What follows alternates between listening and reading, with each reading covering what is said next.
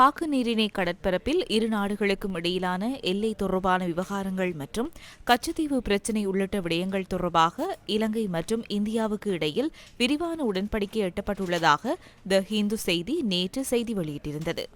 எவ்வாறாயினும் ஏற்படுத்திக் கொள்ளப்பட்ட இணக்கப்பாடுகள் தொடர்பில் விவரங்கள் வெளியிடப்படவில்லை என இந்திய அதிகாரி ஒருவரை மேற்கோள் காட்டி அந்த செய்தியில் குறிப்பிடப்பட்டிருந்தது. எனினும் அவ்வாறான பேச்சுவார்த்தைகள் இடம்பெறவில்லை என இலங்கை வெளிவிவகார அமைச்சர் ஜனாதிபதி சட்டத்தரணி அலி சப்ரி நியூஸ் ஃபர்ஸ்டுக்கு தெரிவித்தார்.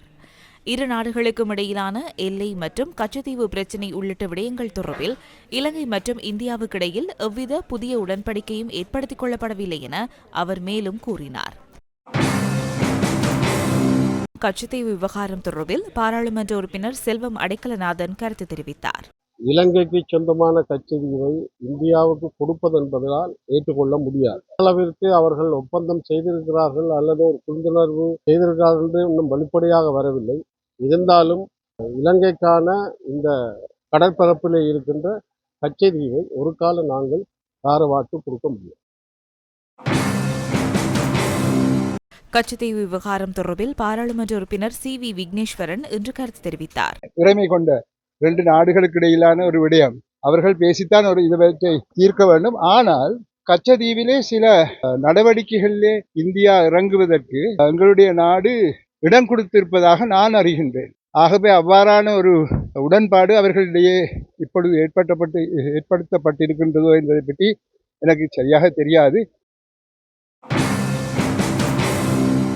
கச்சத்தீவு தொடர்பில் த ஹிந்து வெளியிட்டுள்ள செய்தியின் உண்மைத்தன்மையை வெளிப்படுத்த வேண்டும் என யாழ்ப்பாணத்தில் இன்று நடைபெற்ற ஊடக சந்திப்பில் புதிய ஜனநாயக மார்க்சிச லெனினிச கட்சியின் பொதுச் செயலாளர் சி.க. செந்தில்வேல் கோரிக்கை விடுத்தார். கடற்படை வீரர் கொல்லப்பட்டிருக்கின்றார். எங்களுடைய நாட்டினுடைய மக்களுடைய சுதந்திரத்தையும் நாட்டினுடைய கடற்திறமையையும் இல்லாமல் செய்கின்ற வேலையைத்தான் அவர்கள் செய்து கொண்டு வரார்கள். இந்த சூழலிலே தான் இன்றைக்கு பத்திரிகைகளிலே ஒரு செய்தி வந்திருக்கின்றது. என்னவென்றால், கச்சத்தீவு உட்பட்ட பிரதேசங்களில் கடலில் எங்களுடைய மீனவர்கள் சுதந்திரமாக மீன் பிடிப்பதை இட்டு நாங்கள் இலங்கை அரசாங்கத்தோடு பேசியிருக்கின்றோம். அதை பற்றி ஒரு முடிவுக்கும் வந்திருக்கிறோம் என்று சொல்லியிருக்கிறார்கள். ஆனால் என்ன முடிவென்று சொல்லப்படவில்லை. அவர்களுக்கு சட்டபூர்வமாக மீன் பிடிப்பதற்கு ஒரு இடத்தை வழங்குவதற்கு இலங்கை அரசாங்கம் மறைமுகமாக முன்வந்திருக்கிறதா என்ற சந்தேகத்தைத்தான் எங்களுக்கு எழுப்புகிறது. இதைத்தான் வடபகுதியில் உள்ள கடற்தொழிலாளர் சங்கங்களும் அந்த சந்தேகத்தை எழுப்பி நிற்கிறதை நாங்கள் காணக்கூடியார். அதை செய்வார்கள். ரணில் விக்ரமசிங்கனுடைய அரசாங்கத்தின் கீழ், இந்திய உதவி பெற்ற அந்த அரசாங்கத்தின் கீழ் தொழிலாளர்கள் என்ன பாடுபட்டாலும் பரவாயில்லை, எங்களுக்கு நாங்கள் இந்தியாவுடைய நலனுக்கு ஒத்துப்போகக்கூடிய ஒரு ஒப்பந்தத்துக்குத்தான் அவர்கள் வந்திருக்கின்றார் என்றுதான் நாங்கள் நம்புகிறோம். ஆகவே இது மிக மோசமாக மரத்தால் விழுந்தவனை மாடேறி மிதிப்பது போல் என்ற ஒரு பழமொழி தமிழர்கள் மத்தியிலே உண்டு. நாங்கள் இந்தியாவுக்கு அடிமைத்தனமாக, இந்தியாவுக்கு அடிபணிந்து அவர்களுடைய நலன்களுக்காக எங்களுடைய கடல் இறமையை, அந்த கச்சத்தீவு என்பது இலங்கையினுடைய ஒரு இறமைக்கு உட்பட்ட ஒரு கடல் பிராந்தியமே தவிர அதில் இந்தியா நாட்டாண்மை செய்வதற்கு எந்த விதத்திலும் நாங்கள் இடமளிக்க முடியாது. இதேவேளை சி ஆஃப் ஸ்ரீலங்கா எனும் இலங்கை கடற்பரப்பில் கைது செய்யப்பட்ட 10 இந்திய மீனவர்கள் தொடர்பில் இந்தியா எப்போதும் முக்கியத்துவம் வழங்கி அவர்கள் நாடு திரும்புவதற்கு ஏதுவான முயற்சிகளை மேற்கொண்டு வருவதாக இந்திய வெளியுறவுத்துறை அமைச்சின் ஊடக பேச்சாளர் ரந்தீர் ஜெய்ஷ்வால் தெரிவித்துள்ளார். இந்திய மீனவர்களால் இடம்பெற்ற சம்பவம் தொடர்பிலும் இலங்கை அதிகாரிகளால் முன்வைக்கப்பட்டுள்ள குற்றச்சாட்டுகள் தொடர்பிலும் தாம் நன்கு அறிவதாக அவர் மேலும் தெரிவித்தார். கைது செய்யப்பட்ட 10 இந்திய மீனவர்களின் பிரச்சினை தொடர்பில் இந்திய உயர்ஸ்தானிகர் ஆலயம் நன்கு அறிந்துள்ளதுடன் அதனை இலங்கை தரப்பினரிடம் எடுத்துச் சென்றுள்ளதாகவும் அடுத்த கட்ட நடவடிக்கைக்கான முயற்சிகளை மேற்கொண்டு வருவதாகவும் இந்திய வெளியுறவுத்துறை ஊடக பேச்சாளர் கூறினார்.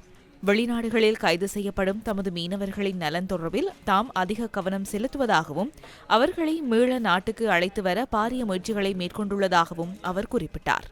சி ஆஃப் ஸ்ரீலங்கா கடலின் காங்கேசன்துறை கடற்பரப்புக்குள் அத்துமீறி நுழைந்த இந்திய மீனவர்களின் படகு ஆபத்தை தோற்றுவிக்கும் வகையில் மோதியதில் இலங்கை கடற்படை வீரர் கடந்த செவ்வாய்க்கிழமை உயிரிழந்திருந்தார். இந்த படகில் பயணித்த 10 மீனவர்கள் இதன்போது கைது செய்யப்பட்டதுடன் அவர்களை எதிர்வரும் 8ஆம் தேதி வரை விளக்கமறியலில் வைக்குமாறும் மெல்லாகம் நீதவான் நீதிமன்றம் உத்தரவிட்டுள்ளது. இந்நிலையில் இந்த சம்பவத்தை ஒரு கொலையாக கருதி விசாரணை முன்னெடுக்கப்படுவதாக இலங்கை கடற்படை அறிவித்துள்ளது. வருடத்தின் இதுவரையான காலப்பகுதியில் சி ஆஃப் ஸ்ரீலங்கா எனப்படும் இலங்கை கடற்பரப்புக்குள் அத்துமீறி பிரவேசித்த 214 இந்திய மீனவர்கள் 28 படகுகளுடன் கைது செய்யப்பட்டுள்ளமையும் குறிப்பிடத்தக்கதாகும். இதனிடையே கச்சத்தீவு பிரச்சினை தொடர்பில் மன்னாரில் நடைபெற்ற வடமாகாண கடற்றொழிலாளர் இணையத்தின் மாதாந்த நிர்வாக குழு கூட்டத்தில் கலந்துரையாடப்பட்டது. இதன் பின்னர் ஊடகங்களுக்கு கருத்தும் தெரிவிக்கப்பட்டது.